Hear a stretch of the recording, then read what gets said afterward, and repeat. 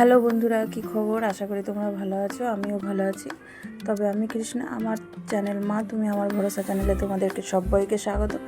তো আজকে দেখো একটা নতুন রান্না, নতুন নয়, আমাদের ঠাকুমা দিদারা রান্না করেছে। তবে আমি তোমাদেরকে দেখাচ্ছি রান্নাটা। দেখো, এটা হচ্ছে লাউয়ের খোসা ভাজা। লাউয়ের খোসাটাকে কুচিয়ে ভালো করে ধুয়ে সর্ষে আর লঙ্কা ফোড়ন দিয়ে আর নুন হলুদ দিয়ে ভেজে নেবো। দেখো, সর্ষে আর কাঁচা শুকনো লঙ্কা ফোড়ন দিয়ে দিয়েছি, আর এই যে হলুদ দিয়ে দিলাম, নুন দিয়ে দেবো, দিয়ে এবার ওইটাকে ভালো করে ভাজবো। কীরকম করে ভাজি, কীরকম করে লাউয়ের খোসাটাকে রান্না করি তোমরা দেখো। সত্যি কথা বলতে, লাউটাকে রান্না করো যখন, লাউয়ের খোসাটাকে কিন্তু প্লিজ ফেলে দিও না। যদি এইভাবে ভাজো তাহলে কিন্তু এক পেট ভাত খাওয়া যাবে, এক থালা। খুব সুন্দর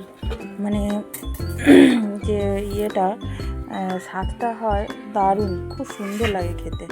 তাতে দেখো ভাজা আমার হয়ে এসছে। এর মধ্যে কিছু না, বেশি না, অল্প একটুখানি পোস্ত ছিটিয়ে দেবো, দিয়ে আর নামানোর সময় একটু চিনি, হালকা চিনি আর পোস্ত ছিটিয়ে এই লাউয়ের খোসাটা রান্না করেছি, আর গরম ভাতের সঙ্গে খেয়েছি। এত সুন্দর হয়েছে খেতে, তুলনা হয় না। আমার তো খুব ভালো লেগেছে। তোমাদের কার কীরকম লেগেছে যদি ভালো লাগে প্লিজ ট্রাই করে দেখো। তো আজকে নতুন একটা ভিডিও শুরু করলাম আমার চ্যানেলে। তোমরা যদি নতুন হয়ে দেখো প্লিজ সাবস্ক্রাইব করে পাশে থেকো, আর বেল আইকনটা অবশ্যই দিও, যাতে এরকম নতুন কোনো ভিডিও আসলে তোমাদের কাছে অবশ্যই পৌঁছে যায়। তবে দেখো ভাজা হয়ে গেছে লাউয়ের খোসাটা। একটুখানি সকালে আলু ভাজা ছিল, সেটাকেও দিয়ে দিয়েছি, সেটাকে আর ছাড়িনি। আর লাউয়ের খোসাটার মধ্যে দিয়ে দিয়েছি, বেকার আলু ভাজাটা নষ্ট হয়ে যাবে, থেকে যাবে, আবার কে খাবে কি না খাবে। তা দেখো হয়ে গেল।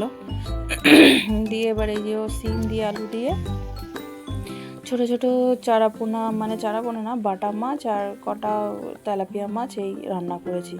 তা একেবারে জিরে ফোড়ন দিয়ে নুন হলুদ আর তোমার আলু আর সিম দিয়ে সব ভেজে নেবো। এই যে সব ভেজে নিচ্ছি। দেখো ভাজা হয়ে গেছে, ভাজা হয়নি, একটুখানি নুন হলুদ দিয়ে একটু বন্ধ করে দিলাম। তাই যে কী নিয়েছি দেখো, দুটো শুকনো লঙ্কা, দুটো কাঁচা লঙ্কা, একটু আদা, একটু জিরে, ব্যাস, আর কিছু না। এটাকে পেস্ট করে নেবো। পেস্ট বলতে এটাকে মিক্সিতে একটুখানি ঘুরিয়ে নেবো। মিক্সিতে ঘুরিয়ে নিলে একদম পেস্ট হয়ে যাবে। এটাকেই মশলা দেবো। তো দেখো, সারাদিনে অনেক কাজ থাকে, অল্প কিছু কাজ তোমাদের সাথে তুলে ধরলাম। কেমন লাগলো প্লিজ একটু জানিও। আর চ্যানেলটাতে নতুন হলে প্লিজ সাবস্ক্রাইব করে দিও। সাবস্ক্রাইব করে দিলে আমারও ভালো লাগবে। আর এরকম নতুন ভিডিও তোমরা যদি দেখতে চাও প্লিজ আমাকে কমেন্টের মাধ্যমে জানিও, আমি এরকম ভিডিও আরও দিয়ে দেবো। তাই দেখো মশলাটা দিয়ে দিলাম। মশলাটা দিয়ে মিক্সির বাটিটা ধুয়ে জল দিয়ে দিলাম। জল দিয়ে দিলাম। জল দিয়ে এবার আস্তে আস্তে হতে থাকুক। এটা আস্তে আস্তে হতে বলতে কি, একটু জলটা বেশি পড়ে গেছিলো বলে একটু ঢাকা দিয়ে বেশিক্ষণ এটাকে কষানোর জন্য রেখেছে। এই যে মাছগুলো ভাজা হয়ে গেছে। দেখো, তেলাপিয়া মাছ আছে, বাটা মাছ আছে, বাটা মাছ আর তেলাপিয়া মাছ। পুকুর থেকে আজকে জালে গেছিলো, জ্যান্ত মাছ পেয়েছে, সেটা ধরে নিয়ে এসছে বলতে কি দিয়েছে খাওয়ার জন্য সেই মাছটা। আর এই যে ভাত হচ্ছে, দেখো ভাতটা হয়ে এসছে। এবার ভাতটা নামিয়ে দেবো। আমাদের হাঁড়িটা দেখে নাও, কত ছোটো হাঁড়ি। এই হাঁড়িতে আমরা ভাত করি, আর এই হাঁড়িতে আমাদের একবেলা একবেলা হয়েও একজনের মতন ভাত থাকে। তা দেখো, এই যে ঝোল ফুটে গেছে, মাছগুলো দিয়ে দিলাম। মাছগুলো দিয়ে এবার নামিয়ে দেবো, কেননা ঝোলটা অনেকটাই শুকিয়ে গেছে। মাছগুলো দিয়ে যদি আর একটু ফোটাই তাহলে আর দুপুরবেলা খাওয়ার সময় ঝোল পাবে না, কেননা আমার বর আবার ঝোল ছাড়া ভাত খেতে পারে না। তাই দেখো, ঝোল আলু মাছ দিয়ে দিয়েছি, সব মাছ দিয়ে এবার নামিয়ে নেবো।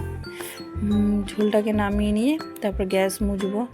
আর আমার কড়াইটা পাতলা, তো কড়াইটা দেখে কেউ কিছু মনে করো না যে পোড়া কড়াইতে রান্না করছি বা কালো কড়াই। মাজলে আবার পরিষ্কার হয়ে যায়, সেটাও তোমরা দেখবে যে কড়াইটা পরিষ্কার হয় কি না হয়। কেননা মানুষ তো জানো সব রকমই পারে, আবার করেও না, আবার করেও। তা যাই হোক, বেশি কিছু কথার দিকে গেলাম না। তোমাদেরকে একটাই বিনীত অনুরোধ, তোমরা প্লিজ চ্যানেলটাকে সাবস্ক্রাইব করে থাকো, আমার পাশে থাকলে অনেক ভালো লাগবে। দেখো ঝোলটা কত সুন্দর হয়েছে। দেখো গোটা গোটা সিম দিয়েছি, সিমগুলোকে কাটিনি, গোটা গোটাই সিম দিয়েছি। তাই যে বাসন, এতগুলো বাসন বেরিয়েছে, আগে বাসন ধোয়া হয়ে গেছে। এই যে গ্যাস ট্যাসগুলো মুছবো, দেখো এখন এরকম হয়ে রয়েছে। এবার যখন মুছে টুছে নেবো তখন কীরকম থাকবে তখন দেখে নিও। এই যে হয়ে গেছে, গ্যাস ট্যাসগুলো এবার পরিষ্কার করবো, বাসন মাজবো। বাজার দোকানে এনেছিল সেগুলোকে আবার তুলে রেখে দিয়েছি। আর এই দেখো কড়াই মেজে নিয়েছি। এবার দেখো কড়াইটা কীরকম, কড়াইটা একটু পাতলা হয়ে গেছে তো, বেশিক্ষণ একটু জোরে আঁচ হলেই মানে গ্যাসটা যদি জোরে দিয়ে দিই কড়াইটা পুড়ে থাকে। আর এই দেখো আমার সব কাজ হয়ে গেছে। এই দেখো সব মোছামুছি, বাসন টাসন গোছানো সব কমপ্লিট। আর কোনো কিছু নেই, কড়াই টড়াইও মাজা পরিষ্কার একদম। এবার ঘরটা মুছে নেবো, আমার এই বেলার মতন কাজ শেষ। এবার সন্ধেবেলা দেখো আমার ছেলে মিষ্টি গরম করেছে, পুরো জল টল ছড়িয়ে একাকার করেছে। এই যে গ্যাস ট্যাস আমি সব মুছে টুছে রেখেছি, সব আবার ছড়িয়েছে। এগুলোকে আবার পরিষ্কার করলাম। মানে ফ্রিজে মিষ্টিটা ছিল, ও ঠান্ডা মিষ্টি খাবে না বলে ফ্রিজ থেকে মিষ্টিটা বার করে, বুদ্ধি দেখো ছোট্ট একটা বাটির মধ্যে, বড় বাটি দিয়ে কখনো গরম করা যায়? বাচ্চা মানুষ, বুদ্ধি নেই আর কি বলবো। তাই দেখো আমাদের ঠাকুরের সিংহাসনে সেই আগের বারের মতন এই দেখো ইয়ে রয়েছে, কি বলে, নকুনদানা রয়েছে, নকুনদানা রয়েছে, আঙুর ফল রয়েছে। নকুনদানাগুলোকে সব ইঁদুরে নিয়ে নিয়ে নিচে ফেলেছে। এরকমই করে প্রতিবার। তা যাই হোক, এখানেই টাটা, ব্যাস, ভালো থেকো, টাটা।